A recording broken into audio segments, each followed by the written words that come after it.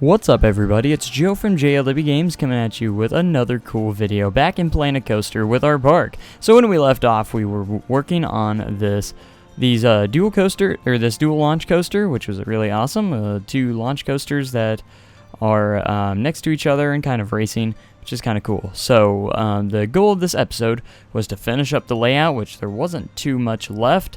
The synchronization didn't turn out too bad. But there is probably some slight tweaking that I might do to make it a little bit better, but for right now it actually is going to stay the way it is.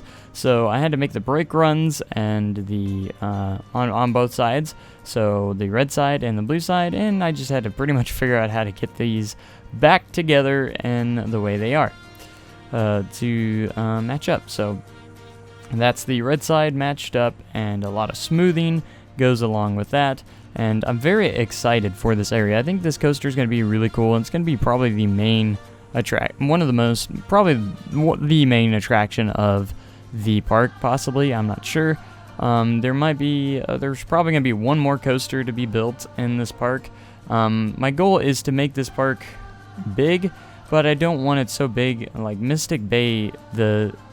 Mystic Bay was playable, but the game the frame rate was just not very great, and the game was running very slow. And I want to try and make sure this one is big, but at the same time, I want to make sure I don't have to worry about that as much in this park. So it is going to be slightly. I don't want to say smaller, but it is going to probably have a little bit. I want it to have a little bit less to render in this one. So there's going to be this coaster. There might be one other coaster. I'm going to be filling in the rest of the park, and just little details here and there to hopefully not make it too bad. And I see this as a big empty spot here, so I do go ahead and work on this empty spot. I wanted to create this like kind of tower over in this spot to kind of give it a kind of a centerpiece kind of building or tower that's just like everyone goes, oh, that's that tower. And detailing not too much on it, but I wanted to get some detailing in there that made sense, and to make it not look as blank. But I'm not the greatest at detailing buildings and stuff. I really wish I was, but I just am not. So this is going to be the final part of the main street back over here. I still have a lot of buildings to add around the main street and stuff like that, but I need to add more attractions too. There's not a whole lot of rides at this point, and we need to add some more rides in the back part of this area. That way we can attract the guests to the back parts of the park, and that way I feel like the park will get a little bit better populated and more evenly spread out throughout the park. And that's the main goal, at least I hope, that it turns out just a little bit better on that aspect of it. So anyways, moving on, this tower, I wanted to add possibly a clock on it, but I'm not sure exactly how the clock, or how people have made clocks in this game. I haven't really looked or seen or paying attention too much of it that much to actually know how people have done it in the past.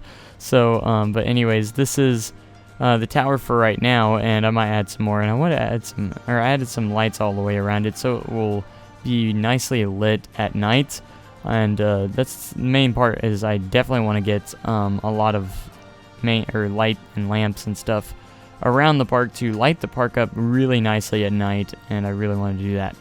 So I definitely want to make an observation area for the launch coasters. So there's a nice little plaza type spot here, so you can watch the coasters as they launch off.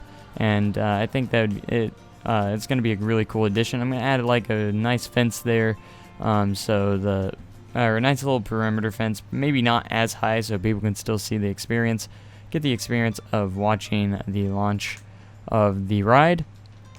And I wanted to put a launch coaster similar to like this in the last park. Didn't get around to it, so here it is in this park. And I want to make sure this this park had some different type of rides than the last one. That was the main goal, is to make sure it had some different rides. So you have this launch coaster, floorless coaster, which is not in the other park. There is an aero coaster, but it's a dark ride, so it's very different. So there's a lot of differences between the two parks, and that was my main goal, is to have a lot of different types of rides in the park.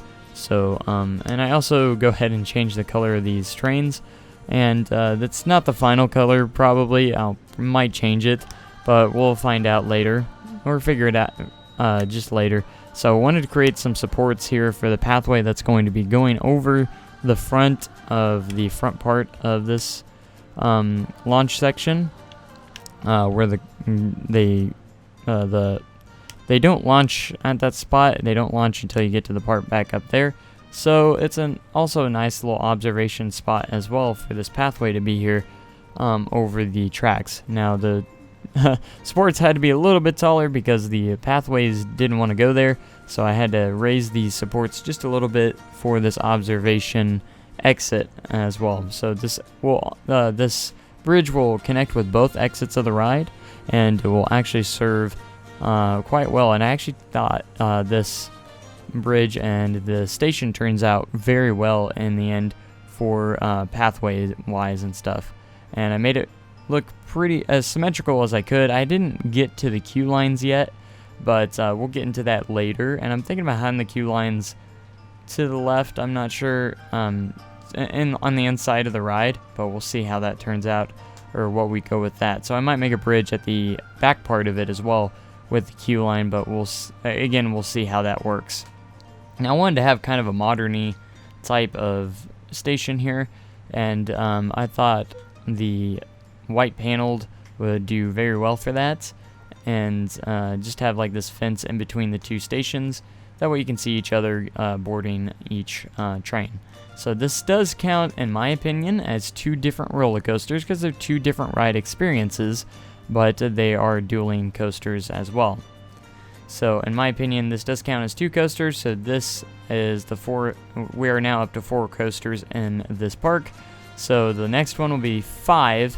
And again, I think that's where I'm going to stop it for roller coasters, is one more coaster. So I want to hear from you guys. What should the last coaster be for this park? I already got some locations where I think I'm going to put it. But what kind of coaster type should I put in? And I kind of want to stay away from a hyper coaster for right now. So we're going to stay away from that. I'm looking more towards like a flying coaster, or maybe an inverted coaster, one of the two. Those are the two that I mainly want to get. It's kind of like a B&M invert, pretty much. I want to have like a nice big B&M invert or something else along those lines, or maybe even possibly an aero coaster. I don't know yet. I don't really think I want to go with an aero coaster, but we'll see. But again, I kind of want to do the flying coaster because I haven't really done flying coasters that much, and I think it'd be a really cool ride to have in this park as well, because I think flying coasters are a lot of fun. And as for this part, we have a lot to work with in this area, a lot of land to work with right here. And I'm trying to figure out what rides I want to put in here, and I haven't really figured it out much yet, so I decided to wait until I planned it out a little bit more before I actually started putting them in. So this straightaway piece is the complete main street of the park, and it's going to have more buildings around it and stuff like that, and a couple of rides maybe.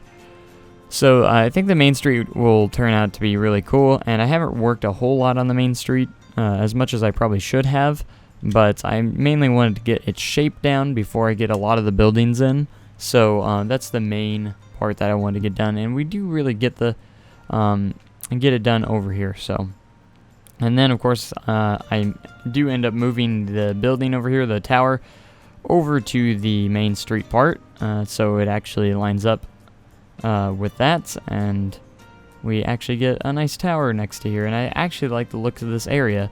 It actually looks really nice, and I think I'll actually connect that plaza with the pathway over there by the dark ride, and I think that will actually serve it quite nicely and give the park a nice shape to where you can actually get to any part of the park easily without any issues there. So I like these little plaza circles. I think they work really well in the parks, and I've probably been overdoing it with them, but I do enjoy them, and I think they fit very well in the parks. So, and again, they connect a lot of pathways together, so they look really good. And as you can see, this is what we have at the moment for the park. As we get a little bit zoomed out for a few seconds, as you can hardly see it because it is a time lapse. Now, I didn't think I would get this far into the video, and there was still some time left, so I was trying to figure out what to do. And for the longest time, I tried to get rid of that support there for the pathway. I do have the